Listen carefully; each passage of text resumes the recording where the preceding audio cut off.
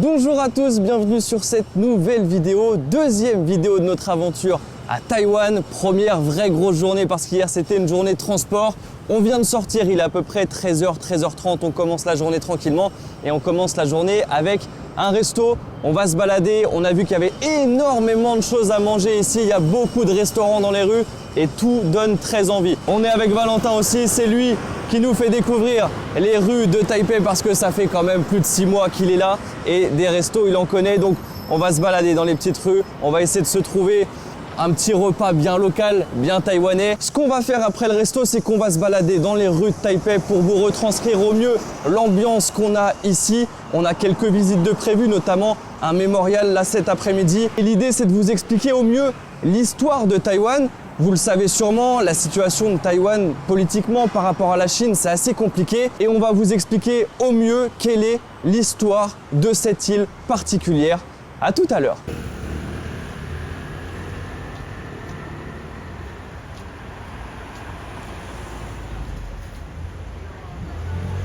C'est parti pour le repas du midi, on s'est posé dans un resto bien local qu'on a trouvé en bord de rue et on s'est pris un repas à base de canard, de champignons noirs, de navets, de tofu, un petit œuf mariné. On a la petite portion de riz juste ici et derrière on peut aller se prendre un petit bouillon là-bas dans la marmite.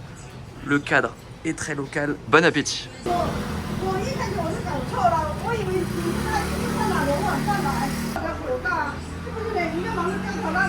On vient de manger, on était dans un resto vraiment très local. On avait des petits Taïwanais à table juste à côté de nous qui étaient très gentils et qui parlaient anglais et qui nous ont expliqué un petit peu plus ce qu'il y avait dans le resto. Et donc dans notre assiette, j'ai dit que c'était du navet, ce n'était pas du navet, c'était du radis. Et il y avait une soupe de radis qu'on a pris juste à côté qui était super bonne. Et donc là, juste à côté du resto, on s'est rendu au mémorial de Sun Yat-sen. Sun Yat-sen, c'est un homme important ici à Taïwan. C'est le premier président de la République de Chine qui s'est étendu de 1912 à 1949. Et c'est là tout le sujet en fait de la situation politique à Taïwan. En fait, en 1912, qu'est-ce qu'il se passe? C'est la chute de l'Empire de Chine qui s'est étendu de moins 221 avant Jésus-Christ jusqu'à 1912. Et donc Sun Yat-sen était un révolutionnaire et ça a été le premier président de la République de Chine. Et ce qu'il s'est passé en fait, c'est que quelques décennies plus tard, on a eu une guerre civile en Chine, la guerre civile chinoise qui opposait le parti communiste au parti nationaliste. Et ce sont les communistes qui l'ont emporté,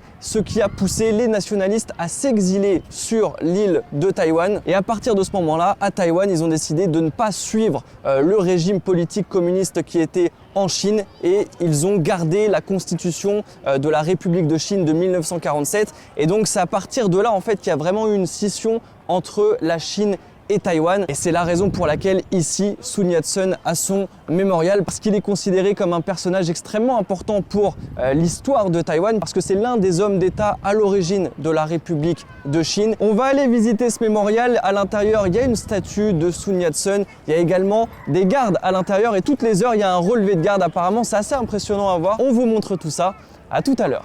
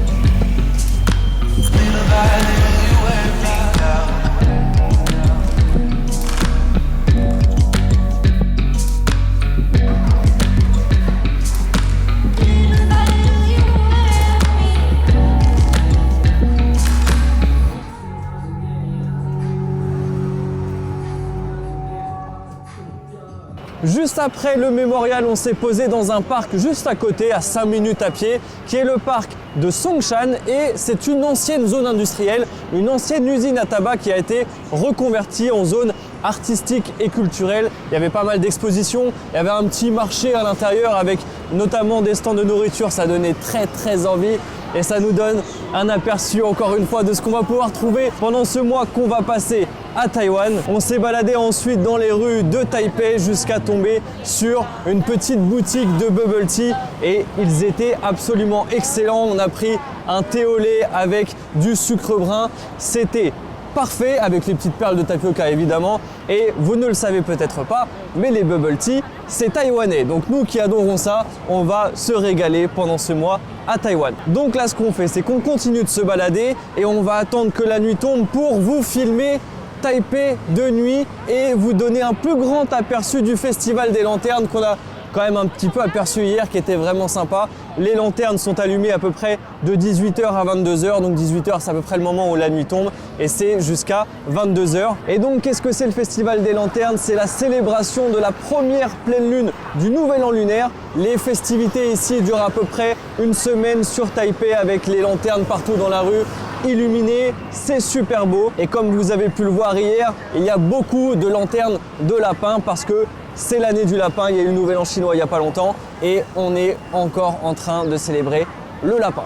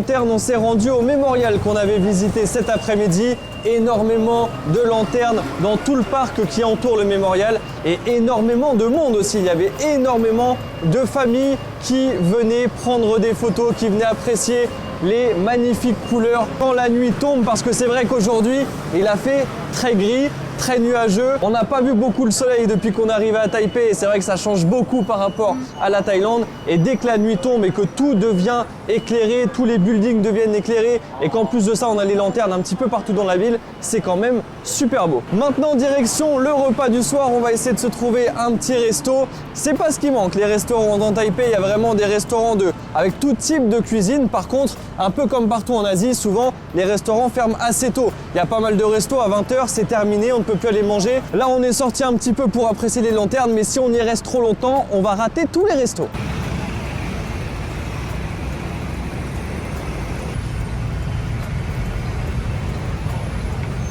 Pour le resto du soir, on s'est posé dans un restaurant taïwanais. On s'est pris du riz frit au porc qui est très très bon. On a recraqué pour les xiaolong bao. Ils sont excellents ici aussi. Avec la petite sauce ici à base de gingembre, de vinaigre de riz et de sauce soja. Et on teste ce soir une spécialité de Taïwan. Ce sont les pancakes taïwanais et ils sont à base de cébettes, d'oignons verts. Marion va tester ça tout de suite. C'est parti pour le crash test. Eh ben c'est très bon. Eh bien c'était encore un très bon resto. Les xiaolong bao, c'est définitivement validé, c'est bon. On le met dans notre top 3 des meilleurs repas qu'on a fait en Asie. Et j'ai bien aimé la nouvelle spécialité qu'on a goûtée, du coup les petites galettes là ce soir. Super bon. Les petites galettes, la spécialité taïwanaise, les pancakes avec l'oignon vert, super bon vraiment, croustillant. Croustillant et pas très cher. C'était donc encore une belle journée à Taipei. On est resté encore dans le centre-ville aujourd'hui, mais les prochains jours, on va s'éloigner un petit peu de Taipei. On va aller dans Taipei, mais d'autres quartiers, effectivement. Et puis après, dans les semaines qui viennent, on va aller encore plus loin, on va découvrir l'île. Il nous tarde vraiment de bouger, on profite à fond de Taipei pour l'instant, de centre-ville.